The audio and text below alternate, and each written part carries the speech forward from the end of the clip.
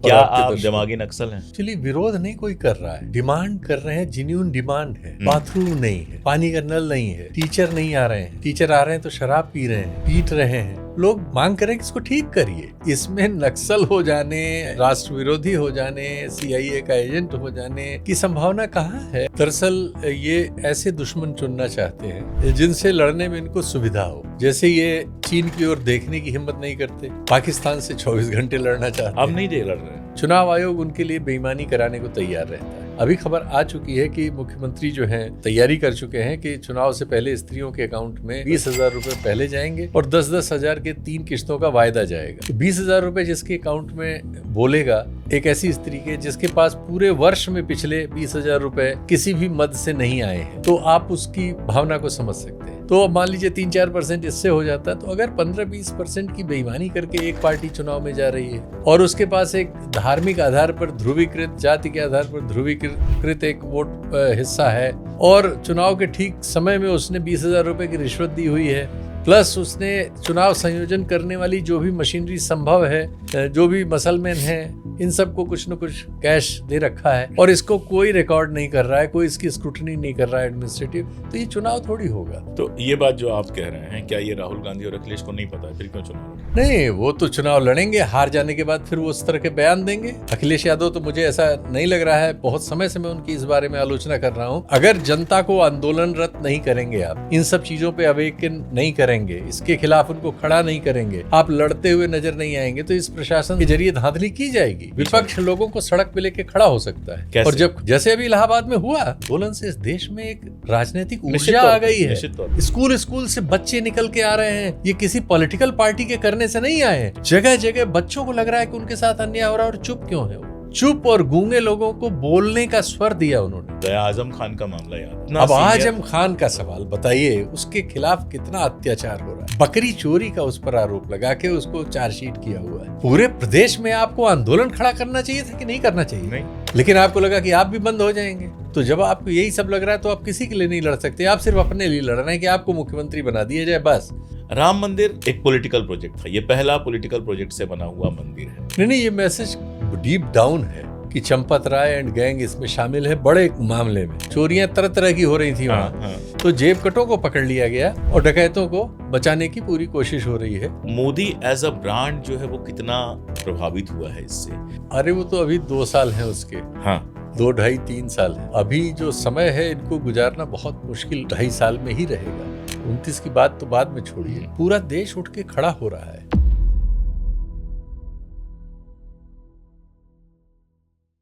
नमस्कार, मैं अशोक कुमार पांडे और स्वागत है आपका TCH पर। आप जानते हैं हर संडे हम हाजिर होते हैं खास शख्सियत के साथ बातचीत में। शीतल जी पहले भी आए थे और उसके बाद आप लोगों का मन नहीं भरा। इतने मैसेजेज, इतने कॉल्स मेरे पास आए कि यार 1 घंटे की बातचीत में मन नहीं भरा, शीतल जी को दोबारा बुलाओ। मैंने फ़ोन किया सर को और कहा कि प्लीज़ एक बार आप और आइए, और आपने समय निकाला। सबसे पहले तो बहुत बहुत शुक्रिया। और सीधा सवाल, क्या आप दिमागी नक्सल हैं? मुझे लगता है हम सभी लोग दिमागी नक्सल हैं।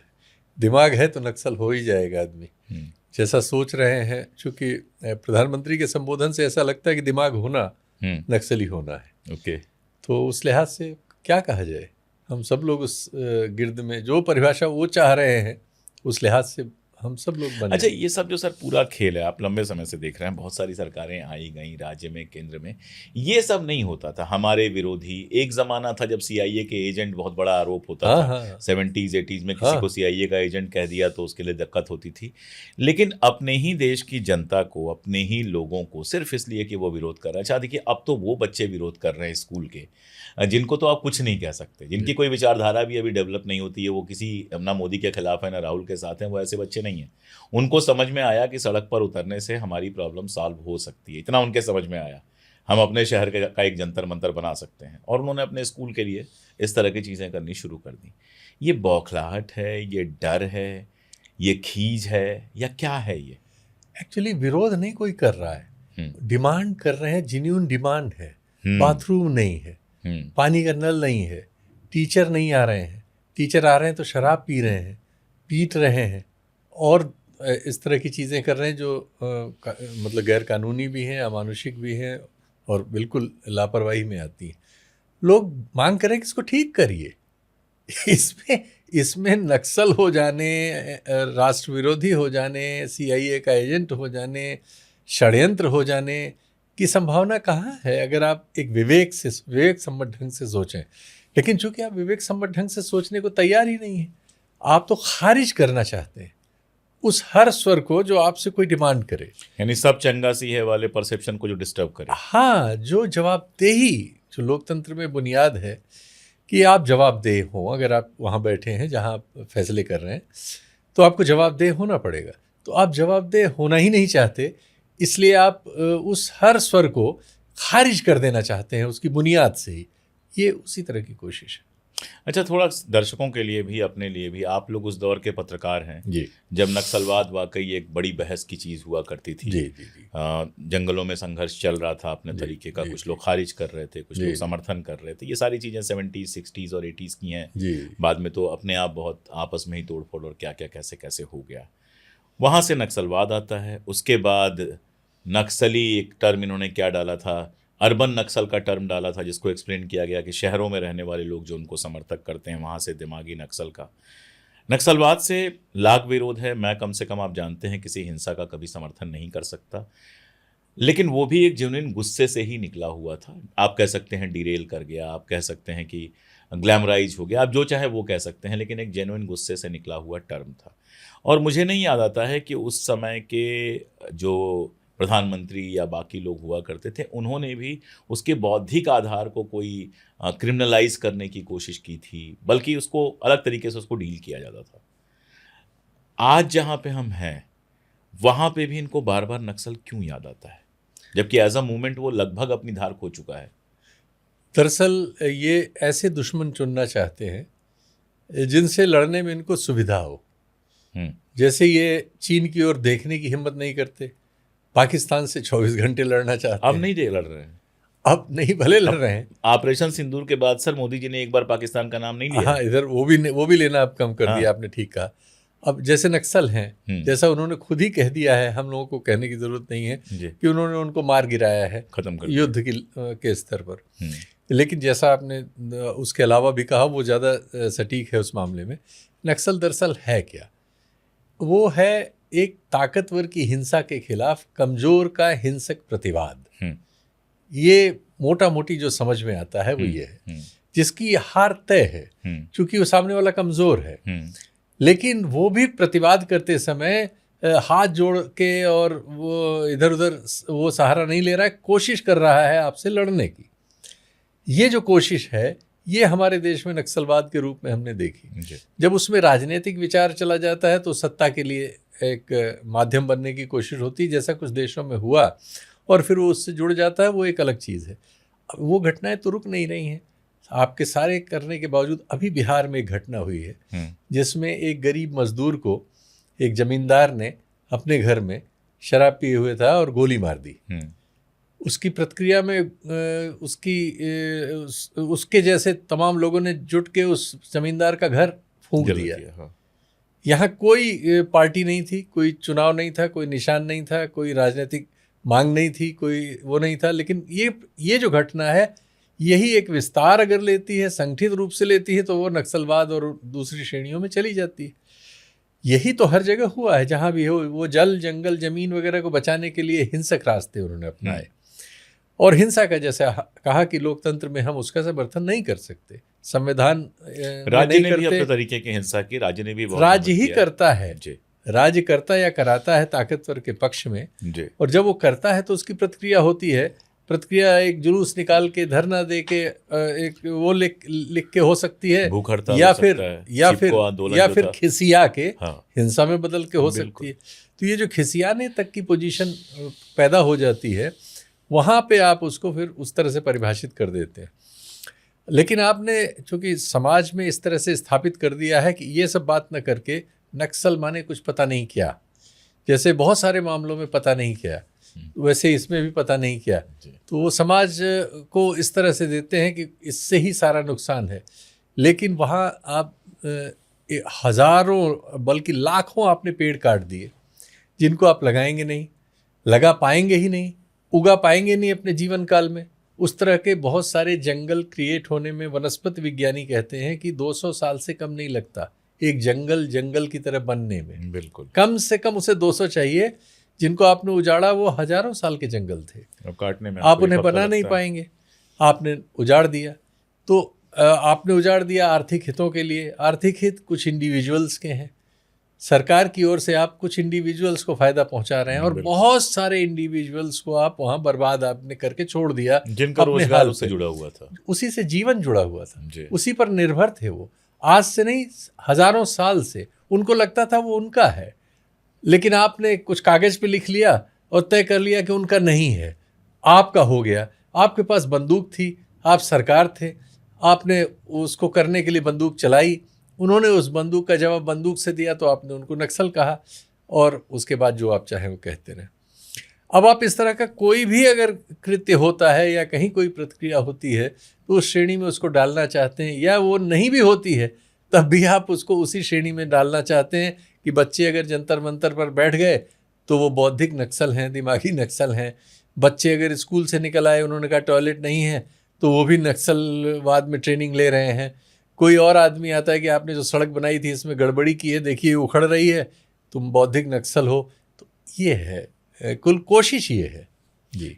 लेकिन ये कोशिश मतलब अब ऐसा हो रहा है कि हफ्ते भर भी नहीं चल रही है, कई बार घंटे भर नहीं चल रही है। मुझे तो लग रहा है घंटे भर भी नहीं चल रही है, ये पैदा होते ही मर जा रही है, इतनी आलोचना उसकी हो रही है। चिदम्बरम जाके लिखते आए हम दिमागी नक्सल, जिसने एक जमाने में ग्रीन हंट ऑपरेशन को, मतलब जिस हम लोगों ने उनका विरोध किया था उस चीज के लिए। ये बहुत अच्छी बात है कि अगर आदमी अपनी गलती स्वीकार करे। बिल्कुल अच्छा ही होगा कि भविष्य में मोदी जी भी अपनी गलती स्वीकार करें कि उन्होंने ये गलत टर्म यूज किया है। एक समाज की प्रतिक्रिया को हम गाली के तौर पर बदल दें, वो ठीक नहीं है। बेहतर यह है कि हम उससे संवाद करें। इसके पहले भी वो टर्म देते रहे, आंदोलन जीवी। जी जी जी, ये उन्हीं का दिया हुआ टर्म है। वो हमेशा देते हैं, जैसे उन्होंने खान मार्केट गैंग। हाँ। अब ये क्या है? बाहरी संघ से जो किताब खरीदता है वो खान मार्केट गैंग है, क्योंकि हम तो जाते हैं उसके लिए। सब जाते हैं जी। वहाँ ज्यादातर लोग जो खान मार्केट में जाने वाले हैं, बाकी सौदा सुलभ आदमी दुनिया भर में खरीदता है, वहाँ ज्यादातर पुस्तकों और इस सब से उसकी रुचि है। 2 शानदार किताबों की दुकानें हैं बिल्कुल, और मशहूर जो चीजें कहीं नहीं मिलती वो वहाँ मिलती हैं। बहुत वैरायटी होती, नई चीजें आती हैं। तो लोग तो ज्यादातर, हम में से तो जो भी उसका चर्चा करते थे उसी के लिए, कपड़ा खरीदने के लिए तो उसकी चर्चा कम हुई। वो सरोजिनी नगर जाते थे, वहाँ कपड़ा खरीदने की हैसियत कम लोगों की है, किताब खरीदने की हैसियत बहुत सारे लोगों की है, लोग जाया करते थे जी। अच्छा, एक सवाल लगातार ये चल रहा है कि इस पूरे मूवमेंट के बाद मोदी बैकफुट पे दिखाई दे रहे हैं और राहुल गांधी जबरदस्त हमलावर देख रहे हैं। चाहे वो रचनात्मक कांग्रेस के टाइम दिया हुआ उनका भाषण, वो एपिक भाषण था, वो आप मन छोड़ देते हो और एकदम प्रेजेंटेशन के स्टाइल में घूमते हैं, और जो बातें उन्होंने की, या फिर यहाँ तक कि वंदे मातरम को लेके भी कांग्रेस बैकफुट पे जाने को तैयार नहीं है। जी जी जी। तो ये भी पहली बार दिख रहा है। और एक और मजेदार, चूंकि यूपी पे हम लोग बात करेंगे, कि अखिलेश और राहुल गांधी का जो कॉम्बिनेशन दिख रहा है, मुझे कभी नहीं दिखा था। यूपी के 2 लड़के वड़के चलता था, लेकिन वो मीडिया में ज्यादा चलाया जाता था। ऑर्गेनिक जिसको हम लोग कहते हैं वो नहीं दिखता था कि राहुल कुछ कहें, चूहा कहा तो उसको भी डिफेंड कर दिया अखिलेश जी ने, अखिलेश जी कुछ कहें तो राहुल डिफेंड कर दें। कितना बदल रहा है सब कुछ, कुछ आपको दिखाई दे रहा है? नहीं, बदल बहुत चुका है, लेकिन चुनाव में जो चीज होती है उसका उत्तर देने के लिए, क्योंकि पिछली बार आपने ही कहा था कि अमित शाह अगर चाहेंगे तब यूपी हारेंगे, नहीं चाहेंगे तो नहीं हारेंगे। देखिए, उनके लिए क्या सुविधाएं, बहुत सिंपल सुविधाएं हैं उनके लिए। चुनाव आयोग उनके लिए बेईमानी कराने को तैयार रहता है। अभी खबर आ चुकी है कि मुख्यमंत्री जो हैं तैयारी कर चुके हैं कि चुनाव से पहले स्त्रियों के अकाउंट में 20,000 रुपये पहले जाएंगे और 10-10 हज़ार के 3 किश्तों का वायदा जाएगा। तो 20,000 रुपये जिसके अकाउंट में बोलेगा, एक ऐसी स्त्री के जिसके पास पूरे वर्ष में पिछले 20,000 रुपये किसी भी मद से नहीं आए हैं, तो आप उसकी भावना को समझ सकते हैं। तो उन भावनाओं को अगर आप इस तरह से दोहन कर लेंगे तो, और चुनाव आयोग उसमें कुछ कहेगा नहीं, कोर्ट कोई सुनेगा नहीं, चुनाव आयोग एक और उसको अखबार भी रेवड़ी नहीं कहेंगे यार, उसके बाद कहेंगे। और उसके बाद एक लिस्ट आएगी उसके पास, जो अधिकारी है चुनाव का, जिस रात वो मोटरसाइकिल लेके जा रहा होगा कि अगली सुबह उसकी ड्यूटी है, उस समय तक जो उसकी लिस्ट रही होगी वो लिस्ट उसे रखनी पड़ेगी। एक नई लिस्ट उसके पास होगी, उसको पता नहीं होगा किसका वोट है किसका नहीं है। वो बैठेगा वहाँ और वहाँ पता लगेगा 6% 7% वोट किसी खास हिस्से के कटे हैं, वो कम हो जाएंगे। टीएम और एसडीएम और अन्य सब लगाए जाएंगे कि एक पर्टिकुलर इलाके में आपको डिस्टरबेंस खुद करना है, वहाँ आपको बिना किसी बात की डंडा फटकारना है कि लोग वहाँ वोट कम हो जाए। हम किसी का भी समझ लें जिसको सब वो समझते हैं, तो मान लीजिए 3-4% इससे हो जाता है। तो अगर 15-20% की बेईमानी करके एक पार्टी चुनाव में जा रही है और उसके पास एक धार्मिक आधार पर ध्रुवीकृत, जाति के आधार पर ध्रुवीकृत एक वोट हिस्सा है, और चुनाव के ठीक समय में उसने 20,000 रुपये की रिश्वत दी हुई है, प्लस उसने चुनाव संयोजन करने वाली जो भी मशीनरी संभव है, जो भी मसलमैन हैं, इन सबको कुछ न कुछ कैश दे रखा है, और इसको कोई रिकॉर्ड नहीं कर रहा है, कोई इसकी स्क्रूटनी नहीं कर रहा है एडमिनिस्ट्रेटिव, तो ये चुनाव थोड़ी होगा। लेकिन सेंट्रल जो इलेक्शन हुआ था उसमें भी वोट चोरी का आरोप था, उसमें भी ये सारी चीजें हुई और उसमें तो बहुत खराब रिजल्ट था। सेंट्रल इलेक्शन में कोई 20,000 रुपये स्त्रियों को ऐसे नहीं बांटे गए थे। सेंट्रल इलेक्शन में तब तक SIR नहीं हुआ था। सेंट्रल इलेक्शन में ये इलेक्शन कमिश्नर का ये रोल इतना ओपनली इस तरह से SIR की वजह से लास्ट मिनट में लिस्ट लाने का नहीं हुआ था। वो तो उस चुनाव में 240 सीट आने के बाद ये सब उपकरण मैदान में आ गए हैं ना। वो तो उन्हें लगता था कि हम 400 पा रहे हैं, उनके अपने अध्ययन और दुनिया भर के उनके सपोर्टरों के अध्ययन सब उनको 400 पहुंचा रहे थे। वो तो खाम ख्याली में मारे गए, वो नहीं मारे जाते, वो खाम ख्याली में मारे गए। और उस समय बात निकल चुकी थी जब चुनाव घोषित हो गया। अब उसके बाद पैसा वैसा देना वेना संभव नहीं हो पाता। जो जहां दे सकते थे वो 6,000 वाला तो देते ही हैं, 3 किस्तें रोक लेते हैं या एक किस्त बाद में वो करके किसानों को 6,000 दे देते हैं। उन्हें लगता था कि वो 6,000 वगैरह वगैरह इतने से काम हो जाएगा, 400 पार है इस बार। वो नहीं हुआ।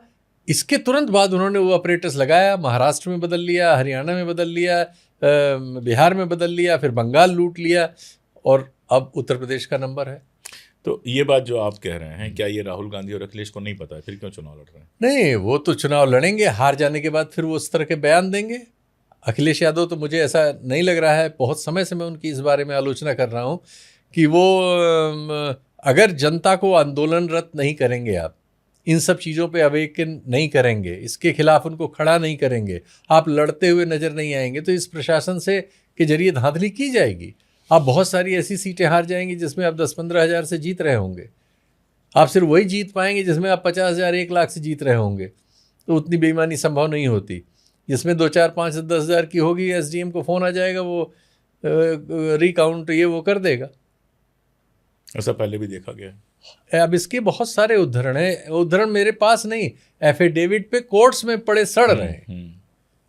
ये उदाहरण ऑन रिकॉर्ड कोर्ट्स में सड़ रहे हैं। किसी में होगा आप कभी फैसला 10 साल बाद आ जाएगा, क्या फर्क पड़ेगा कि फलाना आदमी वाला चुनाव इनका अवैध, इनका वैध था, तो तब तक वैध अवैध दोनों करके निकल चुके। कोई फर्क नहीं पड़ता उससे। ऐसा तो आदमी 5 साल रह गया, सब कुछ जो करना है कर चुका वो। यही हम वहीं पहुंच चुके हैं। किसी के नाम में अगर पूर्व विधायक हटा के और इनके नाम में लगा दो, उससे कोई खास फर्क नहीं। क्या कर सकता है विपक्ष इसके लिए?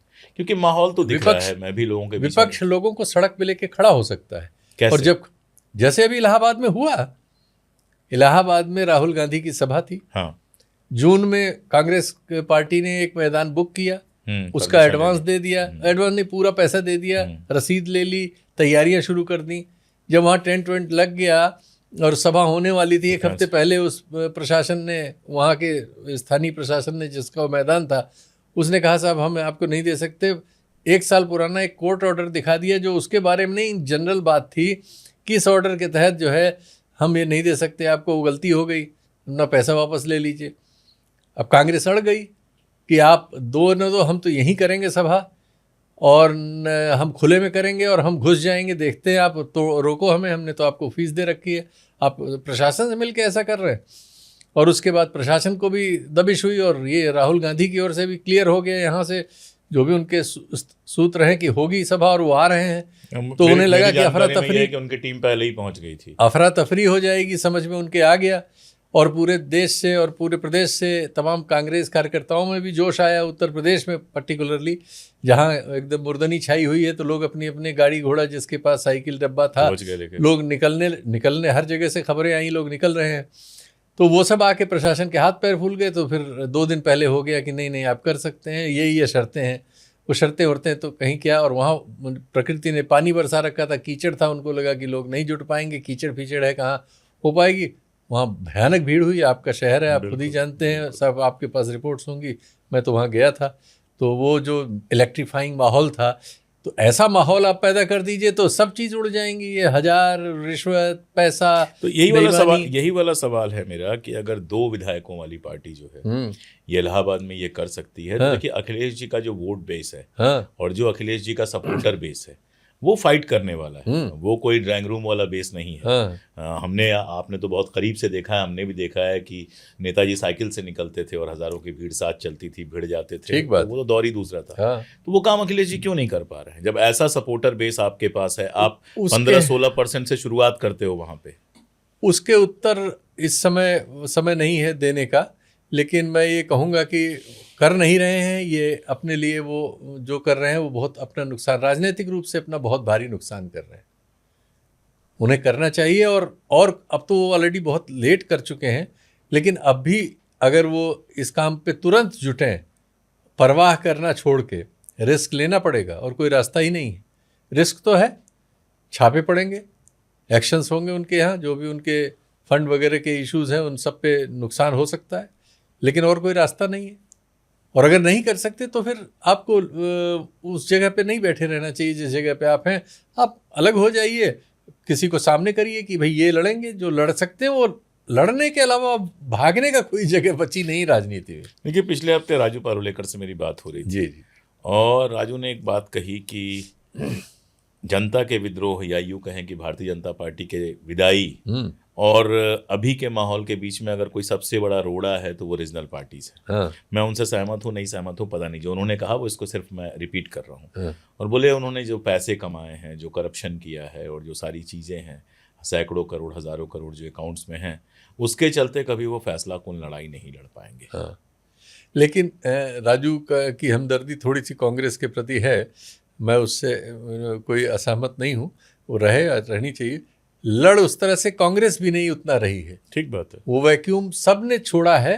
निश्चित तौर पर रीजनल मतलब पार्टीज, राहुल गांधी के लड़ने को कांग्रेस का लड़ना नहीं कहा जा सकता, इस बात को समझना चाहिए। अकेले राहुल गांधी बिल्कुल। नहीं लड़ पाएंगे। जो ताकत उनके प्रोग्राम के कैंसिल होने पे लगी है वो दूसरे किसी पे नहीं लगती। यस, नहीं, जो खड़गे साहब वाला मामला है, मैं उसे इतना बड़ा हाँ, मामला मानता हूँ। यस। इस पे इतनी बड़ी लड़ाई होनी चाहिए, हल्द्वानी वाली। ये कोई साधारण बात है?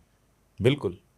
ये लड़ाई हुई ही नहीं, ये बिना लड़े आपने मैदान दे दिया। संसद में 2 बातें कह कर संसद इसकी जगह ही नहीं थी, सड़क इसकी जगह थी। बिल्कुल। तो वो लड़ाई लड़ना तो पड़ेगा ही। और उनका अब जो इस एक वक्त में महत्वपूर्ण तो- वोट बैंक है जिसके लिए राहुल गांधी मेहनत कर रहे हैं, दलित, अगर पॉलिटिकल टर्म में भी देखें, ऐसे तो आप मान ही बहुत बड़ी बात है कि आपने किसी के जाने अरे पर उसकी आपकी सफाई पार्टी करा के दी। प्रेसिडेंट, हाँ, प्रेसिडेंट आपकी पार्टी का, इतने वरिष्ठ नेता, सदनों में, दोनों सदनों में लीडर रह चुके, और वरिष्ठतम है असाधारण इस समय उपलब्ध राजनेताओं में वरिष्ठतम है। बिल्कुल। ये उनके अपमान का सवाल है, और फिर एक समाज के सामाजिक सवाल के अपमान का सवाल है, बिल्कुल। हमारे संवैधानिक व्यवस्था के अपमान का सवाल है। बिल्कुल। ये तो बड़े लेवल पर ये लड़ाई होती तो ये समाज में जो लड़ाई जरूरी है बहुत सारी, ये तो उसमें से एक बहुत जरूरी लड़ाई है। बिल्कुल। अगर सीजेपी ने हाँ? प्रोटेस्ट किया, देखिए कितनी सारी लड़ाइयां निकल गई देखिए, उससे। वो लड़ गए ना, वो भी तो लड़े तो हुआ ना। बिल्कुल। मतलब जो कुछ हुआ वहां पे हल्द्वानी में, हाँ? उसको आप कोर्ट में लड़के या सदन में 2 बयान देके, और वो भी मल्लिकार्जुन जी खुद बयान दे रहे हैं, आज शर्मनाक इस तो ये है। देश में हम उनके बहुत सारी चीज़ों को खारिज करें, वो ठीक है, उनके लिंक्स वगैरह हैं, वो सब संदिग्ध हैं, वो सब बातें सही हैं सीजेपी वगैरह की, लेकिन उस आंदोलन से इस देश में एक राजनीतिक ऊर्जा आ गई है, निश्चित तौर पे, और वो असाधारण है। स्कूल से बच्चे निकल के आ रहे हैं, ये किसी पॉलिटिकल पार्टी के करने से नहीं आए हैं। ठीक बात है। ये उसी सीजेपी आंदोलन की वजह से ये सामाजिक ऊर्जा पैदा हुई है, राजनीतिक ऊर्जा पैदा हुई है, कि जगह जगह बच्चों को लग रहा है कि उनके साथ अन्याय हो रहा है, और चुप क्यों है वो? चुप और गूंगे लोगों को बोलने का स्वर दिया उन्होंने। इस देश में मुसलमानों पर इतने अत्याचार होते रहे, सारी राजनीतिक पार्टियां सिर्फ उनके वोट लेती रही, किसी मामले पे उस तरह से किसने आंदोलन किया? सब डरते रहे कि हिंदू नाराज हो जाएगा, कि वो नाराज हो जाएगा। ये सब क्या है भाई? लोगों को मारा गया इस तरह से, अनगिनत लोगों को। आप तो जब अपने अध्यक्ष के लिए नहीं लड़ रहे तो मुसलमान के लिए क्या लड़ेंगे, किसी दलित के लिए क्या लड़ेंगे? 25-50 जगह कम से कम बड़े इसके लिए जुलूस निकलने चाहिए थे, और शर्मिंदा करना घेर ले। चाहिए। एक के बाद दूसरी घटना होने का मौका तब मिलता है जब पहली घटना पे प्रतिक्रिया नहीं होती। बिल्कुल। आप देखिए बिहार में कोई तीसरा पक्ष आके गाली देके चला जाता है, उसको कितना बड़ा मुद्दा बीजेपी ने बना दिया। बीजेपी जब मुद्दा बनाती है, बिल्कुल बिना वजह का उसने झारखंड में एक मुद्दा बना रखा है, सरकार वहां उल्टी बिल्कुल सरेंडर किए पड़ी है, वो उस पर पूरा मुद्दा बनाए, कह रहे राहुल गांधी यहाँ नहीं आए। राहुल गांधी को वहां कौन बुला रहा था जो राहुल गांधी नहीं आए? वो शर्तनामा है कि राहुल गांधी जाए, वहां के मंत्री का मामला होगा, मुख्यमंत्री का मामला होगा, उन्होंने इसको मुद्दा बना लिया कि राहुल गांधी यहाँ नहीं आए। राहुल गांधी तो जंतर मंतर भी नहीं आए। ठीक बात है, राहुल गांधी का आना मैंडेटरी कहाँ से हो गया भाई? लेकिन ये है मुद्दा बनाना। मैं इसको उनकी काबिलियत मानूंगा कि बीजेपी ऐसी चीजों को मुद्दा बना लेती है जो मुद्दे नहीं होते। आपके जो मुद्दे हैं आप उनको भी मुद्दा बना पाने में फेल है। हाँ, क्योंकि निश्चित तौर पे वो बड़ा मुद्दा था जी। अच्छा, आपने वही बात की तो मुझे यूपी का ही याद आया, आजम खान का मामला याद आया जी। एक इतना अब आजम खान का सवाल बताइए, उसके खिलाफ कितना अत्याचार हो रहा है। बकरी चोरी का उस पर आरोप लगा के उसको चार्जशीट किया हुआ है। पूरे प्रदेश में आपको आंदोलन खड़ा करना चाहिए था कि नहीं करना चाहिए? नहीं। इतने बड़े नेता के साथ इतना अत्याचार एक अधिकारी बाहर से लाके नियुक्त करके एक पूरा एडमिनिस्ट्रेशन कर रहा है, लेकिन आपको लगा कि आप भी बंद हो जाएंगे। तो जब आपको यही सब लग रहा है तो आप किसी के लिए नहीं लड़ सकते, आप सिर्फ अपने लिए लड़ रहे हैं कि आपको मुख्यमंत्री बना दिया जाए बस।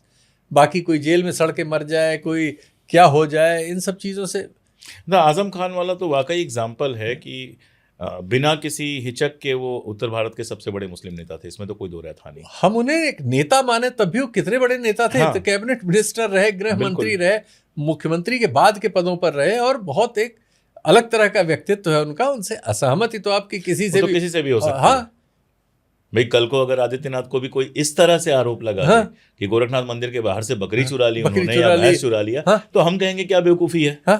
भाई अगर मुकदमा चलाना है दूसरी चीज भाई पे चलाओ। हाँ, कल कोई विपक्ष में हो और इनके खिलाफ मुकदमे बन रहे हो, उस समय कोई ऐसा मुकदमा, बिल्कुल आपने सही कहा कि गाय चोरी करके ले जा रहे थे, तो इसको कोई स्वीकार करेगा? आपने स्वीकार कर लिया, आजम खां पर आरोप लगा और आपने स्वीकार कर लिया। कमाल है। और जिस समय रिहा हुए थे, जिस तरह से तो दर्द उनके जबान में आ रहा था कि मैंने जायज दर्द था। पूरी फैमिली आपने फंसा के मैं तो भाई उनकी न पार्टी में हूँ न पार्टी में हो सकता हूँ, लेकिन एक व्यक्ति के तौर पर सोचता हूँ। उत्तर प्रदेश की राजनीति में उस आदमी को मैंने बड़ी बड़ी परिस्थितियों में देखा है, तो उसमें संसद में देखा है। उसका एक व्यक्तित्व है, उसका एक वो है। उस आदमी को इस हेल्पलेस पोजीशन में पहुंचा दिया गया, और उसके पास एक इतनी बड़ी पॉलिटिकल पार्टी है जो वहाँ रनर अप है, जो वहाँ इसके क्या नाम 37 सांसद हैं जिसके पास, और जो वहाँ सरकार में रही है 4-4, 5-5 बार, और इतना बड़ा उसका संगठन है कथित तौर पर, और इसके बावजूद उसका ये हाल है। तो किसके लिए है फिर ये सब? इसका मतलब उसके लिए नहीं है। मैसेज तो यही जाएगा कि अपनों के साथ नहीं खड़े हो सकते तो किसके साथ खड़े होंगे? तो आप सिर्फ वकील कर दें, पीछे से किसी को इमिजरी भेज के मिल लें और कह दें कि देखिए आप समझ नहीं रहे हैं, अगर मैं ये करूंगा तो मेरे खिलाफ ये हो जाएगा। तो ये तो सब शायद यही वाला डर राहुल गांधी के पास नहीं है, इसलिए वो बस राहुल गांधी यही एक चीज से विजयी नजर आते हैं, इसीलिए लोग उनकी ओर आकर्षित हो रहे हैं कि राहुल जी ने कहा ही है। इसी वजह से मुझे कई बार उनके साथ जी लगाने का मन करता है कि राहुल ने कहा ही यही कि डरो मत, डरना नहीं है, डरो मत। यही चीज जरूरत थी, और इस आंदोलन ने जो बच्चों ने किया, युवाओं ने किया, इनमें से किसी की इन्होंने डर खत्म कर दिया। इनमें से किसी की ईडी नहीं जा सकती थी। मैंने एक बार मजाक में कहा था कि ये पेटीएम अकाउंट वाले हैं जिसमें मम्मी पापा पैसा भेजते हैं, तो इनके यहाँ कोई नहीं जा सकता। यूपी की बात थोड़ी देर में और करना चाहूंगा। मायावती जी कितना फैक्टर रहेंगी इस बार? मायावती एक वोट कटवा फैक्टर ही है। बीजेपी के पक्ष में वोट कटवा भूमिका उनकी थी, है, उतनी रहेगी। एक उनका वोट एक पता है कितना वोट उनके पास है। कुछ उनको मुसलमानों में से कैंडिडेट्स वगैरह से मिल जाएगा, कुछ ईबीसी ओबीसी के कैंडिडेट से, कुछ समझ तो कम हो रहा है। दलित वोट भी अब उस तरह से तो नहीं मिल, बिल्कुल कम हो रहा है। दलित वोट काफी खिसका है चंद्रशेखर की तरफ, और अन्य कांग्रेस की तरफ भी थोड़ा बहुत शिफ्ट हुआ है। हाँ, कांग्रेस ने भी एक प्रयोग किया है कि वो प्रभारी लेके आए हैं राजेंद्र गौतम को, और वो बहुत एक्टिव हो गए हैं तुरंत आते ही। बिल्कुल। और वो लोग और जो उम्मीद की जा रही थी कि अजय राय से उनका विवाद होगा, फिलहाल तो नहीं दिखा है। दोनों लोग साथ में काम क्यों विवाद होगा?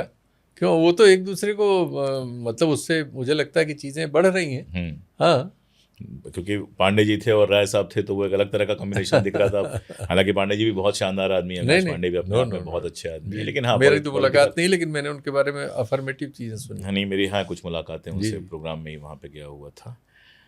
यूपी में बार बार इसलिए लौट रहा हूँ कि जहाँ जा रहा हूँ मुझसे यही सवाल अब पूछा जा रहा है। अभी कोई और सवाल नहीं पूछ रहा है। मैं रामगढ़ में था, वहाँ जो लोग मिले यही सवाल पूछ रहे हैं अलग से भी कि अगले साल क्या होने वाला है। और मैं तो, मेरा तो फिक्स जवाब है कि भाई नजूमी नहीं हूँ मैं, अभी मैंने घूमा भी नहीं है यूपी, तो क्या बोलूं। नहीं, फेयर इलेक्शन हो तो यूपी में कोई चुनाव नहीं बचेगा, चुनाव बीजेपी के विरुद्ध जाएगा।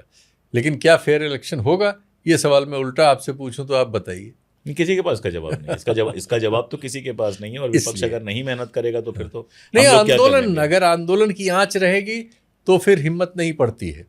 ब्यूरोक्रेसी ये तो है, आदमी और सब इंसान ही तो है। एक आंदोलन की आंच हुई तो आप देखिए हमारे सर्वोच्च न्यायालय की भाषा और संस्कार माफी मांगी बार काउंसिल ऑफ इंडिया, जो हम सम्मानजनक ढंग से कह सकते हैं, उस हिसाब से इशारों में ही सब आप दर्शक समझ सकते हैं कि आंदोलन की आंच में वो ताकत होती है कि व्यवस्थाएं अपनी जिम्मेदारी समझने लगती। ठीक बात है, बिल्कुल ठीक बात है। एक दो बातें और हैं जिन पर बात किया जाना इस समय मुझे लगता है ज़रूरी है। एक आशंका ये जताई जा रही है कि कुछ बड़ा होगा। हमारे यहाँ आजकल ये टर्म कुछ बड़ा होने वाला है, तो उस तरह का नहीं, लेकिन जिस तरह का बैक लगा है, पुशबैक किया है डेमोक्रेसी ने, और डेमोक्रेसी का जो पुशबैक करना होता है हर सत्ता के लिए खतरनाक होता है। किसी एक सत्ता की बात नहीं है, कितनी भी लोकतांत्रिक सत्ता होती है, अगर इस तरह के मूवमेंट खड़े होते हैं तो उसको थोड़ा डर तो लगता है और उससे निपटने के लिए अपना अपना तरीका अपनाती है। कई बार कांग्रेस ने जैसा 2014 में अपनाया, 13 में, वैसी बेवकूफ़ियाँ करती है। लेकिन चूंकि संघ परिवार इसके पीछे है, चूंकि ये खास तरह की सोच है और हमारा हिंदू मुसलमान में बटा हुआ देश है, इसमें कोई दो राय नहीं है, इसको स्वीकार कर लेना चाहिए। तो कहा जा रहा है कुछ बड़ा हो सकता है। आपको क्या लग रहा है? बड़ा तो एक बड़ा आंदोलन ही हो सकता है। नहीं, ये तो लोगों की तरफ से, सरकार की तरफ से सरकार तो देखिए 2/3 बहुमत जुटाने के लिए उसने पूरी कसरत इस सत्र में कर ली थी। उसकी डीएमके से बात हो गई थी, उसकी शरद पवार फैमिली से बात हो गई थी, 22 वहाँ से, 8 वहाँ से, ये या 6 हैं उनके, या 6 है शायद, 22 और 6 28 सांसद उनके पास प्लस हो रहे थे। तो करीब 348 की संख्या तक पहुँच रही थी सरकार, बीजेपी एनडीए। और शायद 367 या 65 कितना चाहिए 2/3 के लिए, तो कुछ एब्सेंट हो जाए तो ये बात पूरी हो रही थी 2/3 वाली। सरकार उसकी ओर प्रयासरत मुझे नज़र आ रही थी। लेकिन कहीं कहीं जैसी मेरी सूचनाएं हैं वो अपुष्ट पुष्ट दोनों हो सकती हैं कि कुछ नामों से इनको हिचक हुई, क्योंकि वहाँ से जो 2 नाम आए, कैबिनेट 2 बर्थ उनको दी जा रही थी, 1 बर्थ इनको। वो जो 2 नाम आए वो 2 नाम उन्हीं के थे, ए राजा और कनिमोजी। और इधर से तो खैर सुप्रिया का था, इस पे तो बहुत विवाद नहीं है, लेकिन उस पे इन लोगों के लिए बड़ा मुश्किल था निकलना। 2012 से लेकर 14 तक उन्हीं के खिलाफ आंदोलन करके बिल्कुल ए राजा ए राजा ए राजा हुआ है। अब उन्हीं को बाजा, उदयनिधि स्टालिन वगैरह का जिस तरह के बयान रहे हैं, तो ये सब होने वाला था। लेकिन वो सब ये जहर पीने को तैयार थी बीजेपी। लेकिन उन लोगों का कहना था कि आप पहले करें तब हम वोट में खड़े होंगे। इनका ये था कि पहले सत्र में आप साथ आइए, फिर हम आपको रिवॉर्ड करेंगे, हमारा भरोसा कीजिए। इस पे बात शायद टली या और कोई बात होगी। नहीं, ये तो टेक्निकल मामला हो गया, जुटाना, इनको जीतना। वो तो कांग्रेस से भी 20 चले जाए तो कोई आश्चर्य नहीं होगा। वो तो उनकी ओर से बड़ा होने का यही सब है कि वो 2/3 बहुमत करके परसीमन और वो सब चीज़ें अपने पक्ष की कर लें, और महिला वाले को उसको जोड़ के जो उनका फेल रहा था उसको पास कर लें। उनके जो बड़े लक्ष्य हैं वो इस तरह के ही हैं, और कुछ बड़ा बम बचा नहीं है। जो जितने हैं वो लगभग, अब कश्मीर वाला इशू हो चुका है, ज़्यादा से ज़्यादा जो है यूनिफॉर्म सिविल कोड है। मैं सीधे पूछ रहा हूँ, किसी बड़े दंगे की कितनी संभावना देखते हैं आप? देखिए, दंगे तो ये कभी भी कहीं भी करा सकते हैं, लेकिन अब इनकी अपनी सरकार है तो ये उसको प्रयोग में नहीं लाना। दिल्ली में तो किया गया था, दिल्ली में किया गया था। दिल्ली में कुछ परिस्थितियां भी बन गई थी। वो एक आंदोलन चल रहा था, उस आंदोलन को तोड़ने के लिए वैसी परिस्थितियां बनी जिसमें कुछ बहुत सारे ऐसे एलिमेंट्स भी थे जिसमें सरकार की इच्छा के बिना भी चीज़ें कई बार हो जाती हैं। बहुत सारे फ्रिंज इनके जो एलिमेंट्स हैं वो कई बार आउट ऑफ हैंड हो जाते हैं। लेकिन अगर कोई चीज़ हो जाए तो फिर ये उसको कैसे अपने पक्ष में इनकैश करें, उसमें ये सफल है। तो बाद में इन्होंने उसको इनकैश कर लिया। उस समय एक सज्जन अपने लिए राजनीतिक आप कहें कि अपनी भूमिका के लिए छटपटा रहे थे, जिनका नाम था कपिल मिश्रा। वो उनकी टीम के और कुछ उस तरह की बहुत सारी टीमों के अपने लिए स्थान पाने की कवायद के बीच वो चीज़ हो गई। उनको उसके बाद वो फायदा भी मिला, जिसके लिए उन्होंने लक्ष्य किया था वो पहुंच भी गए वहां। लेकिन उसमें एक घटना घट गई। अब उस घटना को बीजेपी हाथ से तो जाने नहीं दे सकती थी, वो कांग्रेस तो है नहीं, तो फिर उसने फिर इनकैश कर लिया उसको। ये हुआ, वरना वो कोई दंगा उस तरह से प्रायोजित नहीं था। एक आंदोलन चल रहा था जिस आंदोलन से असहज थी सरकार, और उस आंदोलन को वो चाहती थी कि एक सेक्शन पर ही वो केंद्रित हो जाए, उसी सेक्शन का मान लिया जाए, और दंगे ने उसको वो सुविधा दे दी। और वो आंदोलन फिर उस वजह से उसकी परिणति उसी दंगे की वजह से ख़त्म भी हो गई। तो अभी मतलब मुझे आपको लगता है कि कोई बड़ा दंगा कहीं कोई संभावना दिख नहीं? दंगा कभी भी कहीं भी हो सकता है, लेकिन ये सरकार उसको बड़ा होने देगी, इसमें मुझे शंका है। चूंकि एक बार वो 2002 के चीज़ों को धोने में उनको बहुत एनर्जी लगी थी।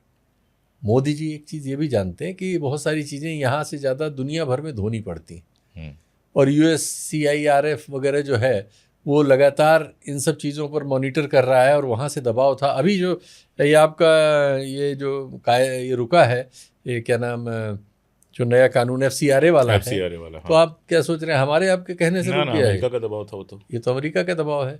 और हम ये जानते तो फैक्ट है कि वहाँ के वाइस प्रेसिडेंट की बात हुई है भारत सरकार में, तो और किस बारे में बात हो रही थी उस सत्र में, जिसको मोदी जी ने बहुत उसके साथ लिखा था कि बात हाँ बहुत सौहार्दपूर्ण बात हुई। उसमें सौहार्दपूर्ण बात यही हुई कि आप क्या करने जा रहे हैं, ये तो हम लोग पसंद नहीं करते, आपके बारे में ये सब रिपोर्ट्स हैं हमारे पास।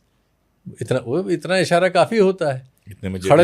खड़ज स्वर में, हाँ खड़ज स्वर में इतनी बात कहते ही वो JPC को ट्रांसफ़र हो गया। अच्छा, दबाव कितना लगता है आपको अमेरिका का? वाकई इतना ज़्यादा दबाव है कि उसकी वजह से फैसले हो रहे हैं सारे?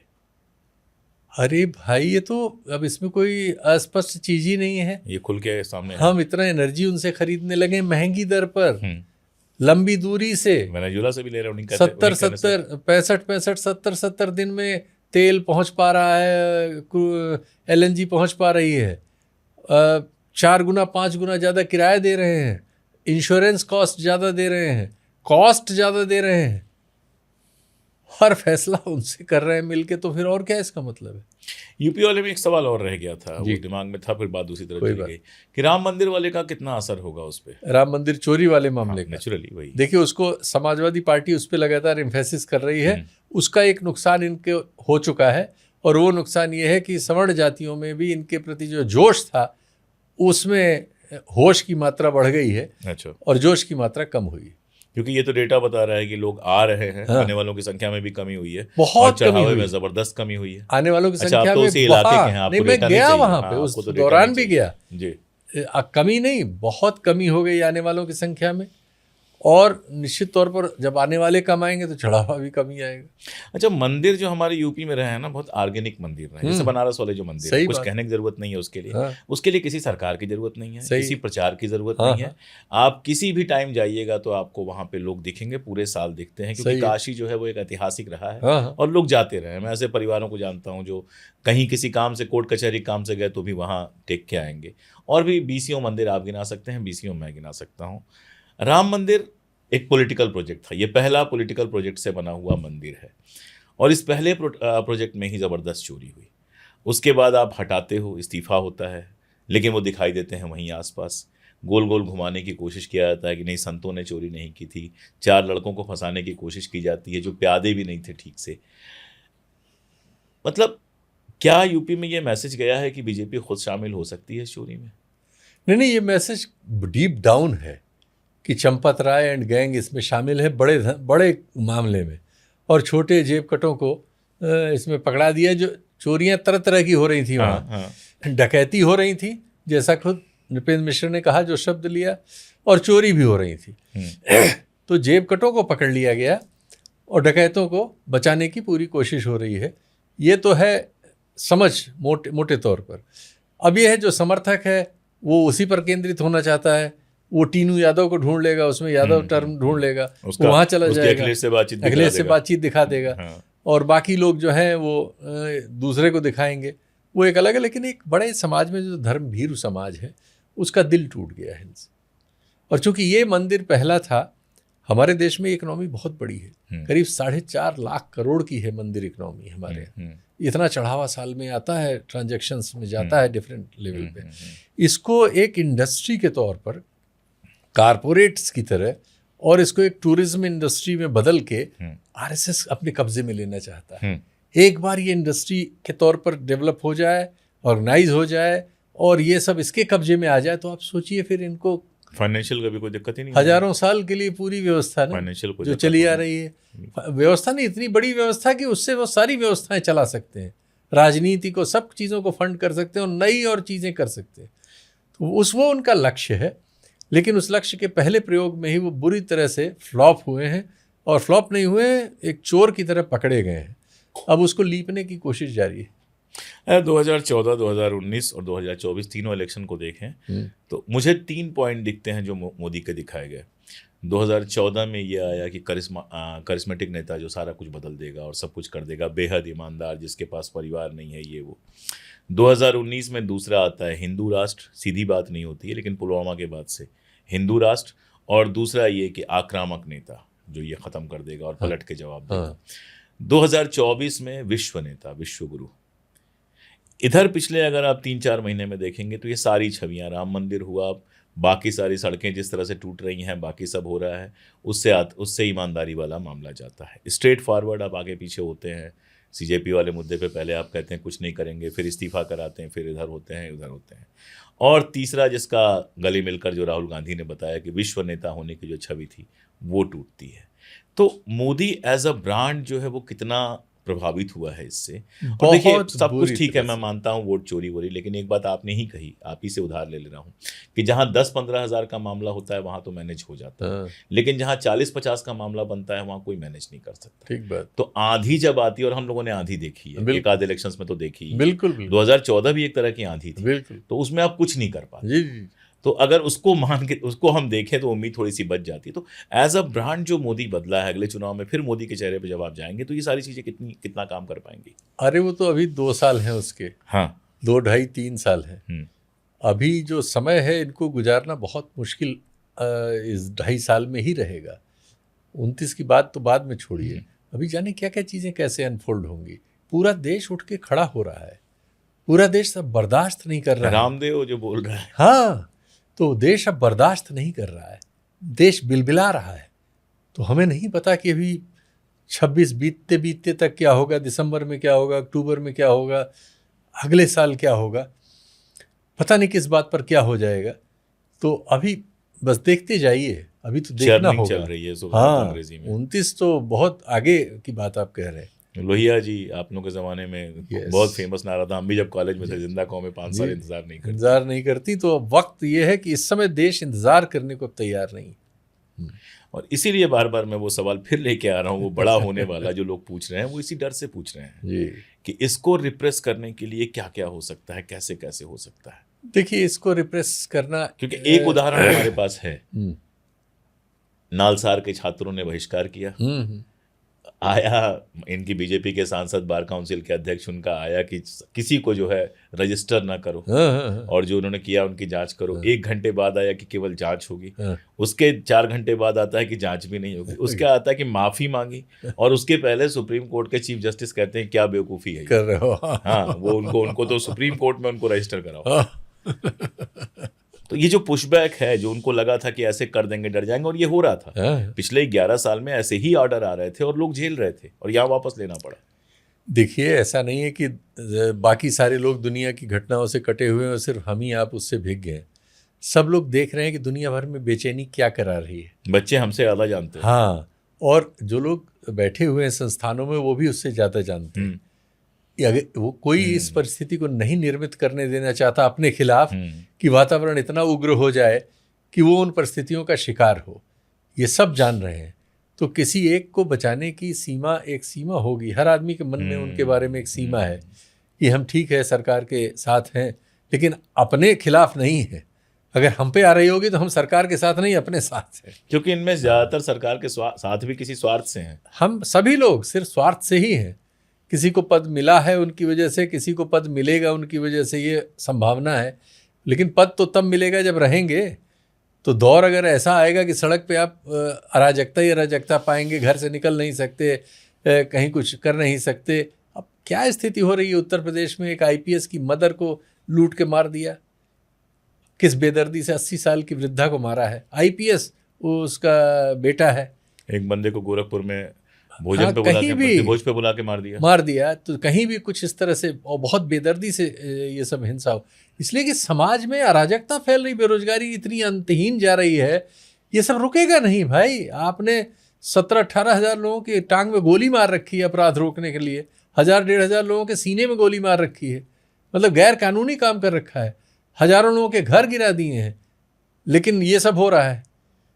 इसलिए कि आप जो बेसिक समस्याएं हैं जिसकी वजह से अराजकता फैलती है, अपराध होते हैं, वो इलाज, उसकी दवा तो है नहीं, वो बेरोजगारी है, लोगों में दिशाहीनता है, लोगों के पास कोई लक्ष्य नहीं है जीवन का।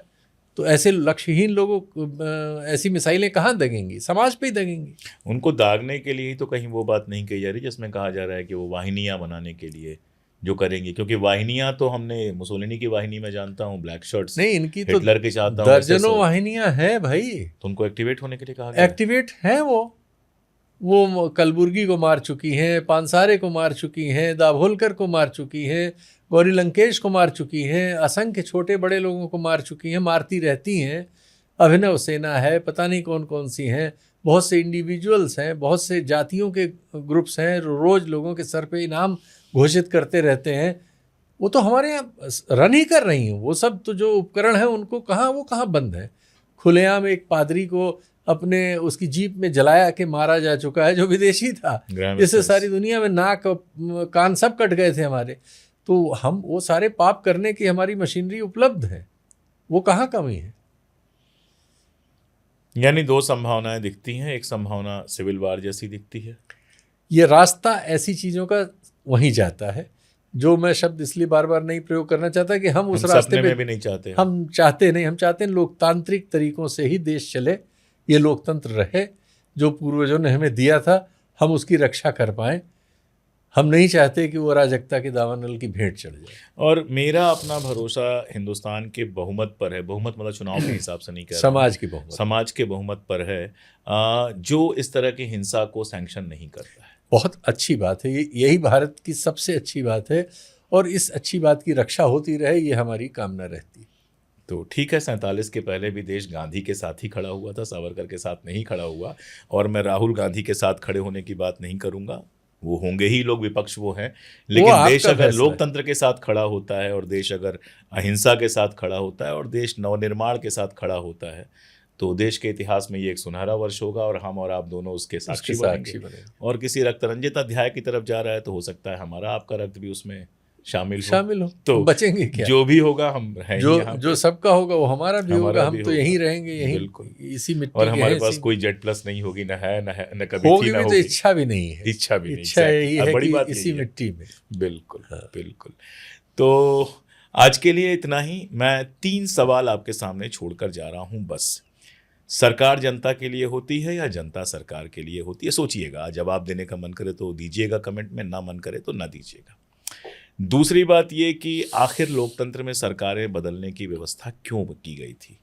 और तीसरी बात कि जब आर्मी है और सेना है और संविधान है और हर अपराधी को सज़ा देने का पूरा प्रावधान है, तो ये शहरी नक्सल, दिमागी नक्सल, ये आंदोलन जीवी, ये बजरंग दल, ये फलाना, ये ढिमकाना, ये क्यों बनते हैं? ये टर्म्स क्यों बनते हैं? ये संगठन क्यों बनते हैं?